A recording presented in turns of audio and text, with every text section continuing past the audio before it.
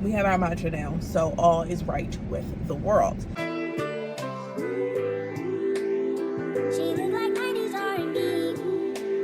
Her friends like SWV.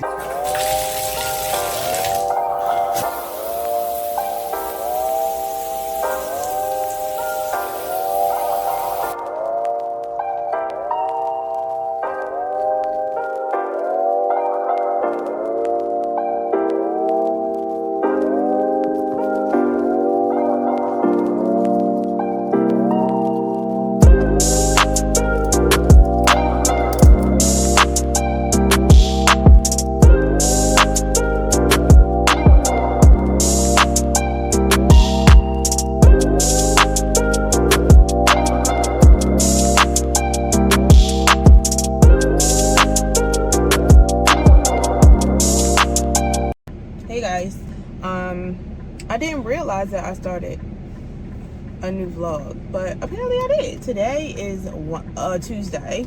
It's 4:15, and I don't know why I had the bright idea to leave out at this time of day, but that's a conversation for another time. I started a new book yesterday. I actually have the book with me. It's called First Lie Wins. I posted on my Instagram that after I finished my last book that I was thinking about starting a book club, because that book was so good. I was like, I need to talk to somebody about this. And everybody went on, well, not everybody, but quite a bit of people said that I should start a book club. I mean, it would be virtual, of course, and I would probably hold it like online on Instagram maybe, or on TikTok live or something. Yeah, I started a new book and I just really just wanted to chill.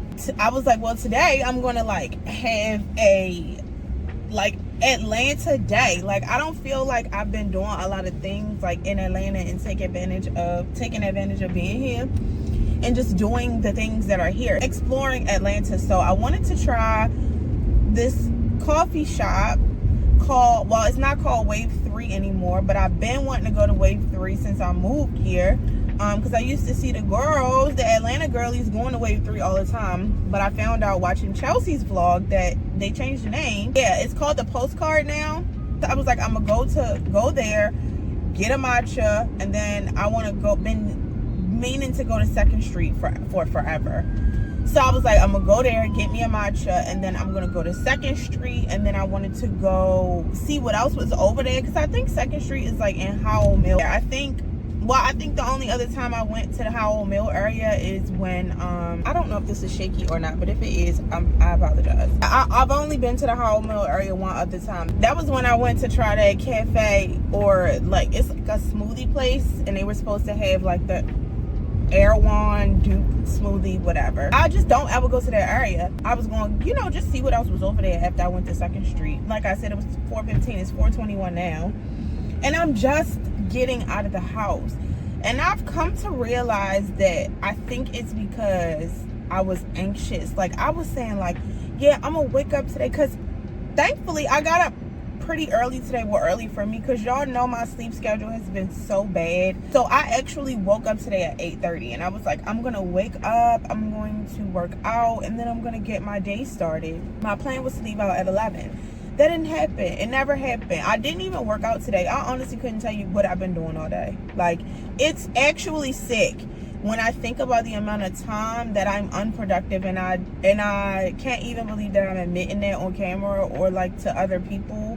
But I realized today, so much of it is rooted in fear. I sat around for a long time because I was like, when 11 o'clock came and went, when it was like around noon, I was like, I said I was gonna go at 11. I haven't even worked out today, so I'm not gonna reward myself by going to doing what I made plans to do today. I'm just gonna work. I'm not going to reward myself. And then I was like, no, like, you don't need to be in the house, because staying in the house we've identified that does not help you to be in a good mood. Like, so let's get out, let's enjoy the sun, let's enjoy the weather, let's live life. Another thing that inspired me to get up and go was I don't know if y'all seen, but Tracy Ellis Ross has a new show on the Roku channel where basically, she's documenting her travels, her solo travels, and I was scrolling on social media, of course, like, you know how they have those trailers or whatever, but in the sound bite, she was saying something along the lines of like, I'm in charge of my own happiness. And I was like, yes, absolutely. That's one of the things that I idolize about her the most, I think.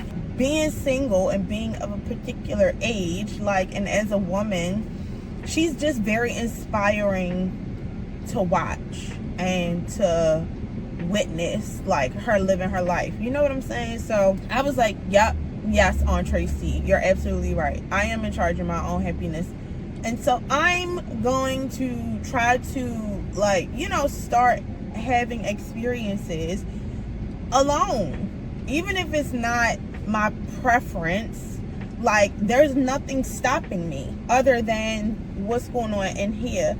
And that's not enough reason to not have these experiences, because I am in charge of my own happiness. I don't have to do things and have experiences like that are conditional. Like, I can do things and have experiences without other people being around. Like, that should not determine me having fun, enjoying life. Like, you get what I'm saying? Living life. So I was like, you know what? You're right. I'm gonna go. I'm just gonna go. I'm going to put the anxiety aside, put the fear aside, and just go. Plus, I'll have you guys can come along with me. It'll be nice for me to, like, take you guys along so you can see that. So I'm like, cool, I'm just gonna go. And then I'm like, well, if I'm gonna vlog it, I might as well take the new camera out for a spin, because let me tell y'all something. Since we bought the new camera, it's been in the box. I have not opened it, which is I identified another thing that I was doing out of fear. Like, I had anxiety around opening that camera. Okay, y'all, so we were going to go to I was gonna, like I told y'all, I was gonna go to Wave 3 or whatever the new Wave 3 is to get a matcha, but they are closed. They closed at 3 o'clock. I thought they closed at 5 o'clock, but apparently they only closed at 5 on Sunday. I had to get a matcha or else I was gonna crash out. I'm at Spiller Park now, so let's go get our matcha.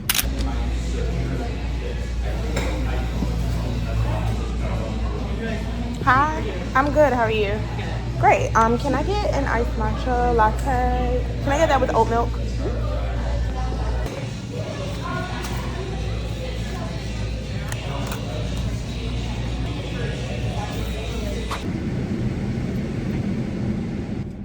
It's so hot, bro. Hot.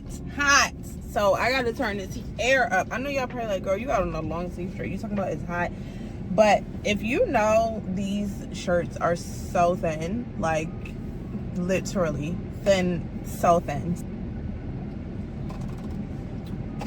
We have our matcha now, so all is right with the world. Like I was saying, I have anxiety around using the camera. I realized that because I was saying to myself, why did it take me so long to open this camera? I've been debating about getting a camera for at least, I was actually debating on getting that specific camera for a month, maybe this entire year, or since the camera came out. So I don't even understand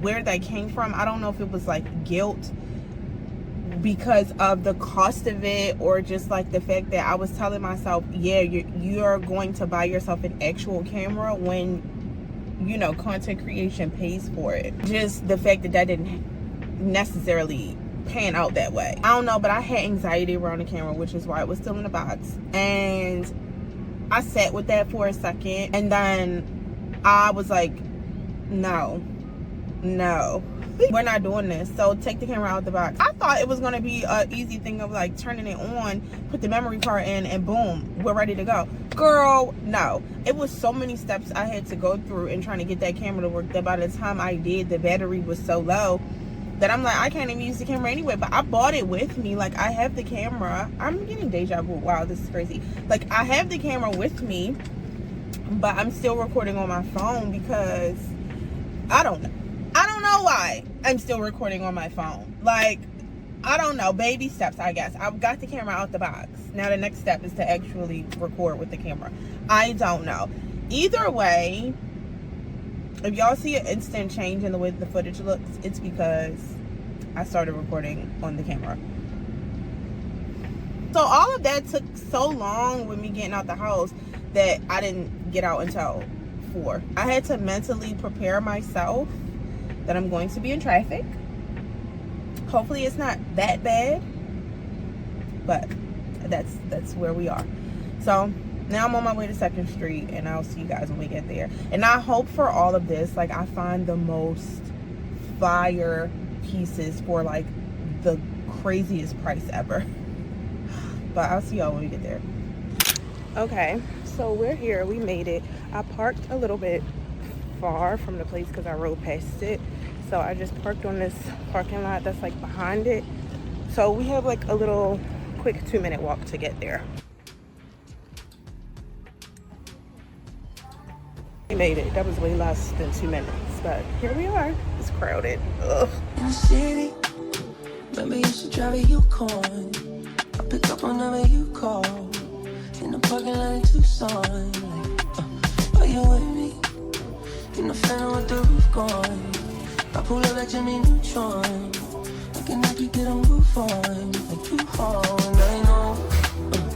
You like to go slow, but we could go faster. Y'all, this Japanese top is super cute, but I can't even get in it, girl. It's really cute. That little straps across the back. From the other man trying to get in the bed. So I'ma get lost instead. Okay, y'all, we are back in the car, obviously.